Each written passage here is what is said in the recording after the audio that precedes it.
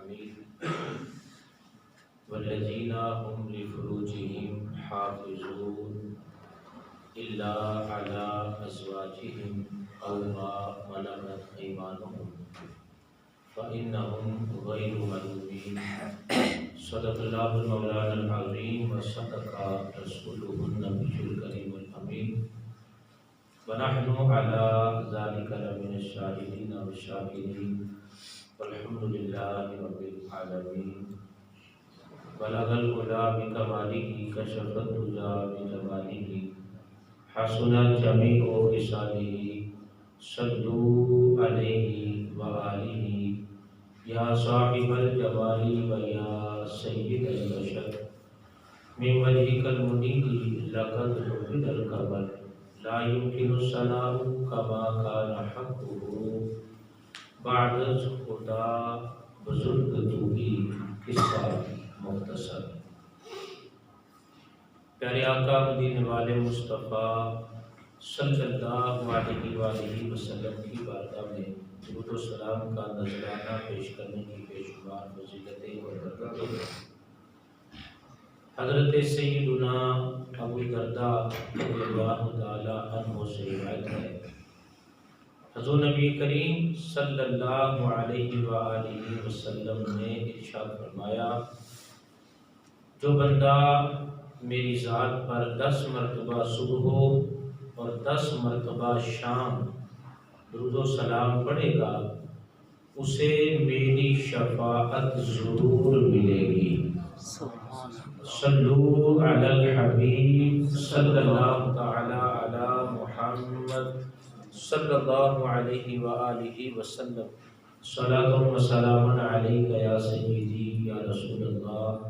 پیارے محترم اسلامی بھائیوں، ہمیں کوشش کر کے یہ ایک مختصر سا نسخہ ہے، اس پہ ضرور عمل کرنا چاہیے. 10 مرتبہ صبح اور 10 مرتبہ شام درود و سلام پڑھنے میں زیادہ سے زیادہ 1 منٹ لگے گا. یعنی اگر 10 مرتبہ درود و سلام پڑھنا ہو تو 1 منٹ کے اندر بندہ بآسانی پڑھ سکتا ہے.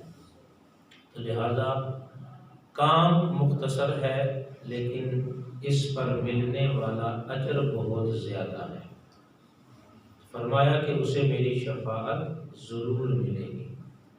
تو حضور نبی کریم صلی اللہ علیہ وآلہ وسلم جس کی شفاعت فرمائیں گے تو انشاءاللہ تعالی وہ بندہ جنت کے اندر رہے گا. اللہ تعالی ہم سب کو یہ درود و سلام کا وظیفہ اپنانے کی توفیق عطا فرمائے اور اپنے پیارے محبوب صلی اللہ علیہ وآلہ وسلم کی شفاعت عطا فرمائے. شفاعت کے حوالے سے سیدی اعلیٰ حضرت علیہ رحمہ کا ایک شعر آپ کی بارگاہ میں عرض کرتا ہوں. کیا ہی ذوق افزا شفاعت ہے تمہاری واہ واہ، کیا ہی ذوق افزا شفاعت ہے تمہاری واہ واہ، قرض لیتی ہے گناہ پرہیزگاری واہ واہ. یعنی آپ علیہ السلام کی شفاعت ایسی دلچسپ ہے اور ایسی ذوق والی ہے. نیک لوگ گناہگاروں کے پاس آ کر کہیں گے ہماری نیکیاں تم لے لو، اپنے گناہ ہمیں دے دو. اس لیے کہ آج سرکار صلی اللہ علیہ وآلہ وسلم گناہگاروں کی شفاعت کر رہے ہیں، گناہگاروں کی سفارش کر رہے ہیں.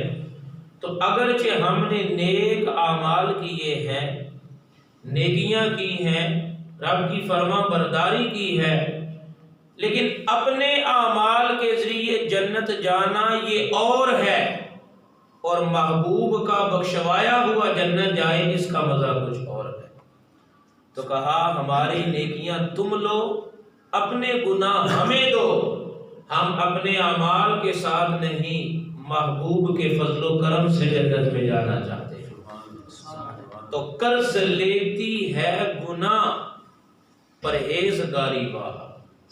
اللہ تعالیٰ محبوب کریم صلی اللہ علیہ وآلہ وسلم کی شفاعت ہم سب کو عطا فرمائے۔ غیر محترم اسلامی بھائیوں، پچھلے چند جمعۃ المبارک سے مومنین کی صفات کے عنوان سے ہمارا جو بیان ہے جمعے کا یہ جاری ہے۔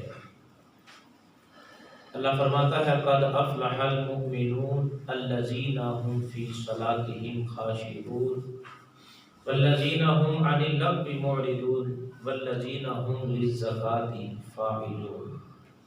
کامیاب ہوئے ایمان والے جو اپنی نمازوں میں گڑ گڑاتے ہیں اور لغو کاموں سے بچتے ہیں اور زکوٰۃ ادا کرنے والے ہیں۔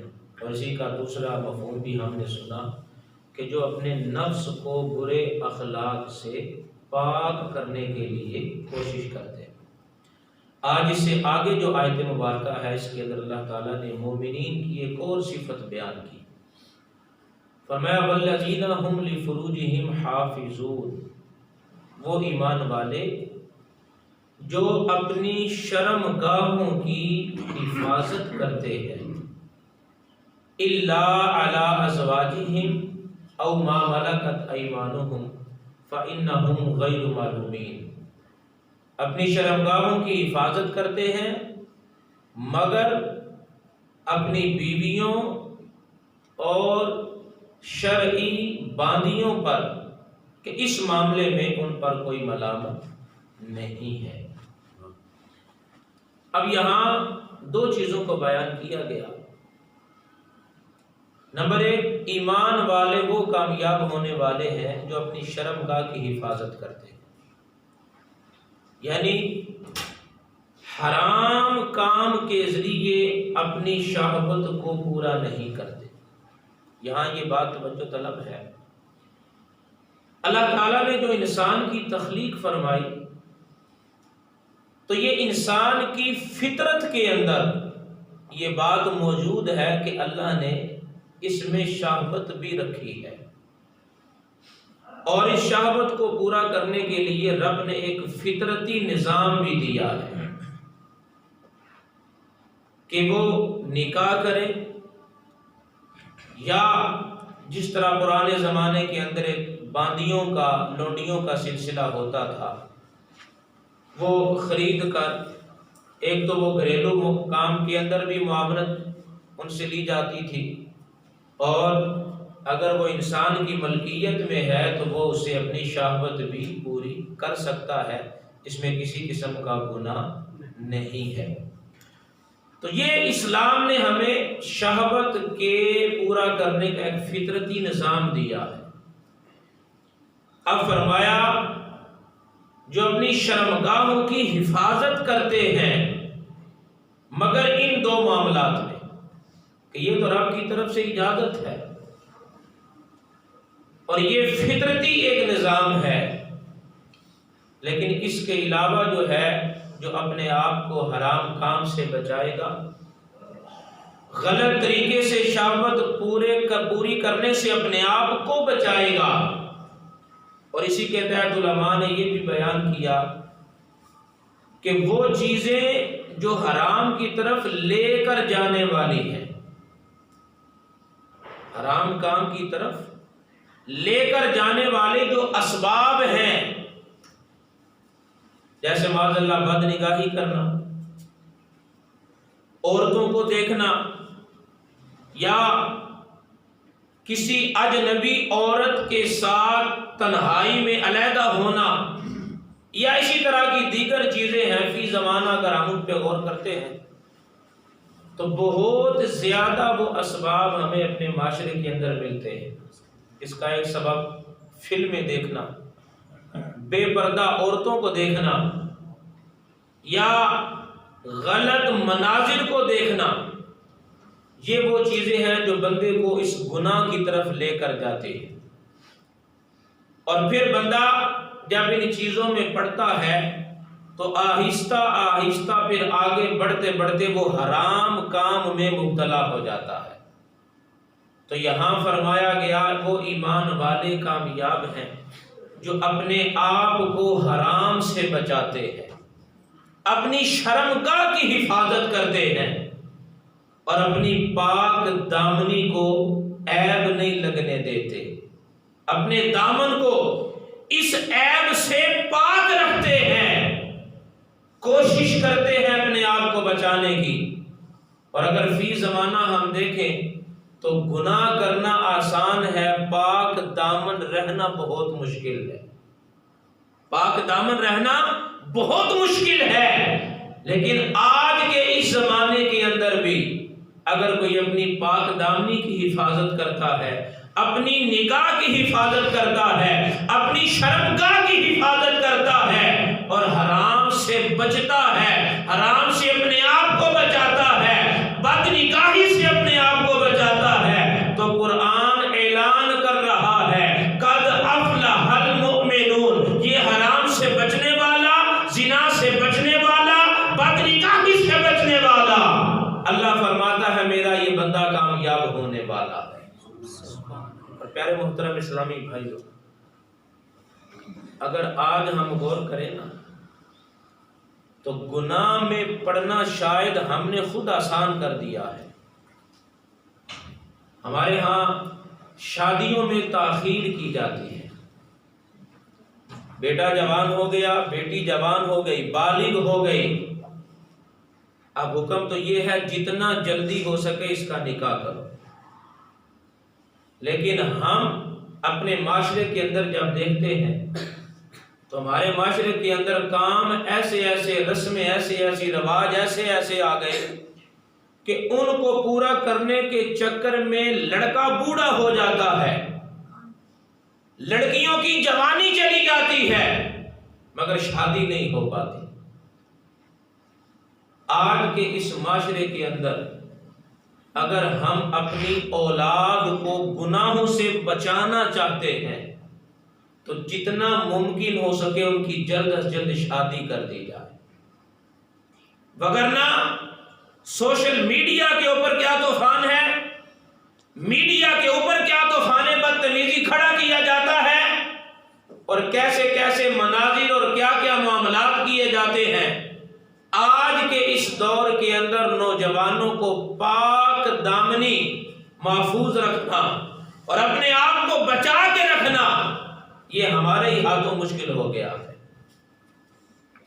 اس کا ایک سبب یہ ہے کہ ہم اپنی اولاد کی شادی جلدی کریں، لیکن پھر بات یہاں پہ آتی ہے کہ شادی کریں گے تو یہ بھی کام کرنا ہے، لڑکی کو جہیز بھی دینا ہے، اگر لڑکا ہے تو وہ بارات لے کر جائے گا، پھر ولیمہ بھی کرنا ہے۔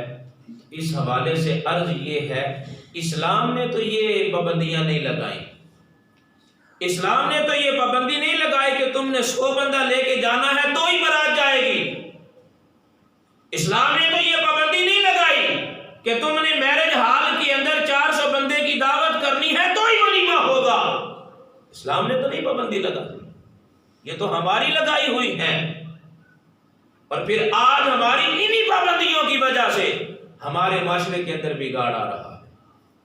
شادی کرنے کے لیے مال اکٹھا کیا جاتا ہے، دولت اکٹھی کی جاتی ہے، ادھر لڑکی کی عمر گزر رہی ہے، ادھر لڑکے کی عمر گزر رہی ہے، اور پھر بعض اوقات یوں بھی ہوتا ہے جب شادیوں میں تاخیر کی جاتی ہے وہ حرام میں پڑتے ہیں، غلط کام میں پڑتے ہیں، اور پھر بندہ یہ کہتا نظر آتا ہے انہوں نے ہمیں پورے خاندان میں بدنام کر دیا۔